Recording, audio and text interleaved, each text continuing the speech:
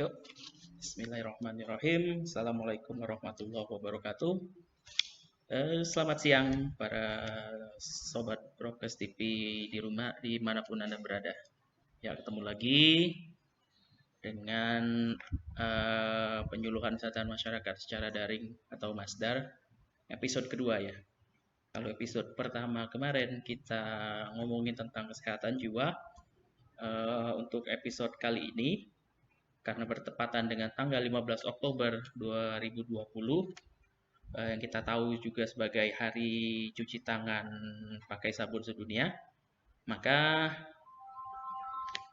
tema Pekan Masdar kita hari ini yaitu jangan kendor ya, jangan kendor, selalu cuci tangan pakai sabun. Untuk episode kali ini kita akan narasumbernya ya. Narasumber kita pada siang hari ini yaitu Bapak atau Kakak Kamaludin SST. Beliau adalah penanggung jawab program pelayanan kesehatan lingkungan di UPT Puskesmas Adilwi. Ya, sobat Prokes TV dimanapun Anda berada, kita tahu ya, sekarang masih zamannya pandemi COVID-19.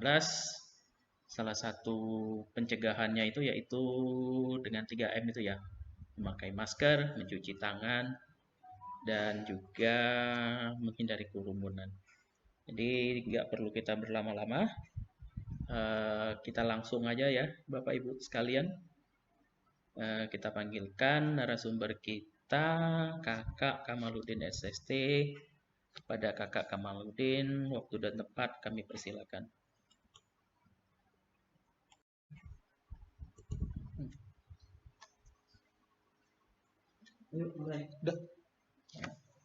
Assalamualaikum warahmatullahi wabarakatuh. Selamat siang rekan-rekan sobat ngopi Prokes TV Adilwi. Semoga diberi kesehatan semua oleh Allah Subhanahu wa taala. Hari ini kita akan ngobrol-ngobrol lagi tentang STBM.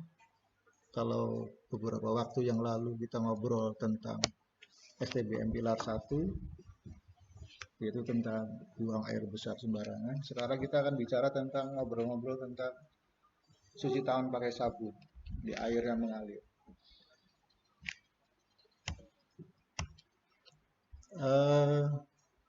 Pilar STBM itu ada 5 pilar.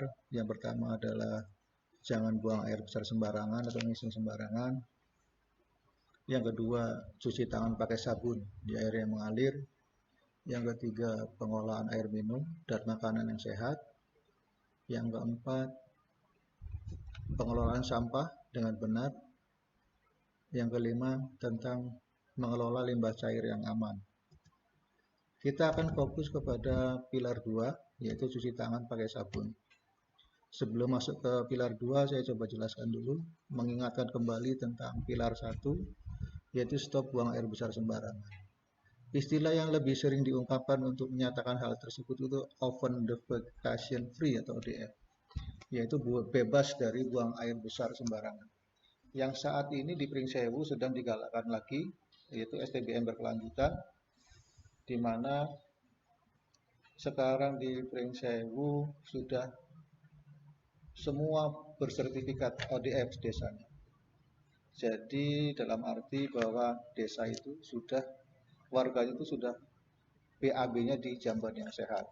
Jadi sudah nggak di WC cemplung atau di kolam dan sebagainya. Ke pilar 2, yaitu cuci tangan pakai sabun. CTPS ini fungsinya untuk memutus mata rantai penyebaran penyakit ke dalam tubuh manusia. CTPS itu metode yang paling murah yang dilaksanakan oleh masyarakat, hanya dengan membiasakan cuci tangan pakai sabun. Mencuci tangan pakai sabun sebaiknya dilakukan setelah buang air besar, setelah memegang binatang peliharaan, setelah memegang benda-benda kotor, sebelum makan, setelah makan, sebelum menyusui, juga pada saat ibu-ibu memasak atau yang lain-lainnya. Pilar ketiga, pengolahan air minum dan makanan yang sehat. Salah satu cara lain yang dapat memutus mata rantai penularan penyakit adalah mengelola air minum dan makanan dengan baik dan sehat. Hal yang dapat dilakukan oleh masyarakat adalah kalau untuk air minum itu direbus dulu, setelah dia mendidih, diamkan sekitar 2-3 menit sehingga dia bisa matang dengan sempurna.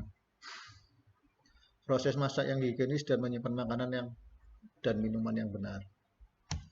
Yang keempat yaitu mengelola sampah dengan benar. Sampah adalah barang-barang yang sudah tidak dipakai lagi oleh manusia. Sampah rumah tangga yang setiap hari dibuang oleh masyarakat secara sembarangan menjadikan potensi sebagai sarang serangga pembawa penyakit seperti lalat, kecoa, dan lain-lain. Pengelolaan sampah dengan benar akan meminimalisir terjadinya penyakit yang diakibatkan oleh lingkungan. Memisahkan sampah basah dan sampah kering merupakan hal yang mestinya dilakukan oleh masyarakat. Sampah kering dapat dibakar dan sampah basah bisa ditanam sehingga menjadi pupuk yang menyuburkan tanah.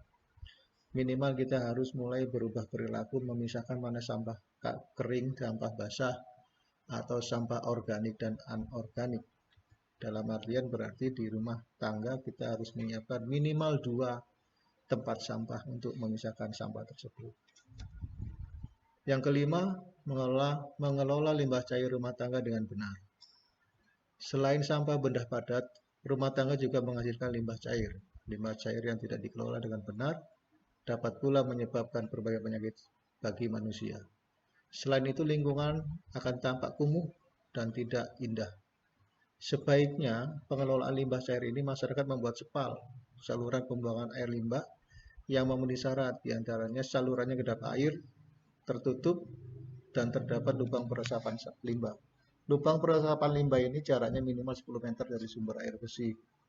Kedalamannya cukup 70 cm sampai 80 cm, di mana lingkarannya diameternya hampir sekitar 90 cm. Di dalamnya kita isi icuk, batu bata, koral, atau arang juga bisa. Jadi untuk sebagai peresapan di dalam reservoir itu. Kita fokus ke pilar kedua STPM, yaitu mencuci tangan. Pengertiannya adalah mencuci tangan adalah menggosok air dengan sabun secara bersama-sama ke seluruh permukaan kulit tangan dengan kuat dan ringkas, kemudian dibilas di bawah aliran air. Kita tidak perlu dilap dengan lap tangan karena kemungkinan lap itu juga mengandung banyak kuman, penyakit, dan mikroorganisme lain. Tujuannya supaya itu tangan bersih, membebaskan tangan dari kuman dan mikroorganisme, menghindari masuknya kuman ke dalam tubuh, mencegah penularan melalui kontak. Ini waktu-waktu yang penting untuk mencuci tangan, dan ini harus banyak dipahami oleh masyarakat semua. Dan rata-rata mudah-mudahan sudah mulai mengerti di mana waktu-waktu penting untuk mencuci tangan.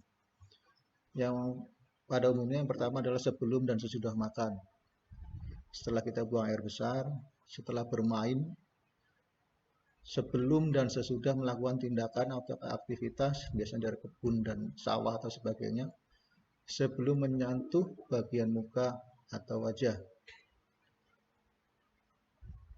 Di antara yang lain selain ini, misalnya ada pada saat ibu menyusui, bisa juga pada saat ibu akan mengolah makanan, setelah ibu menceboki anaknya, setelah buang air besar.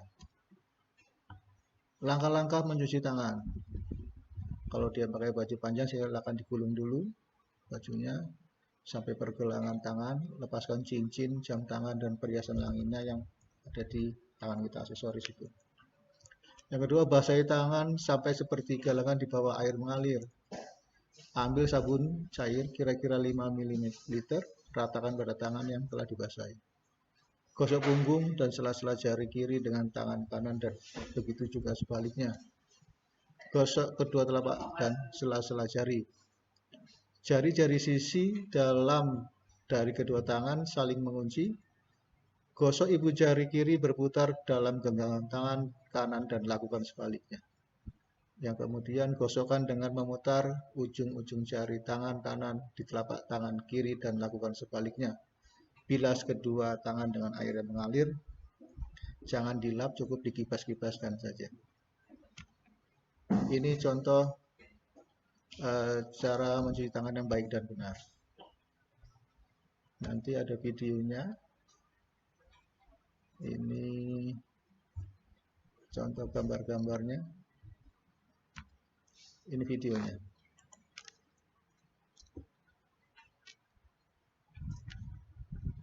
40 menit.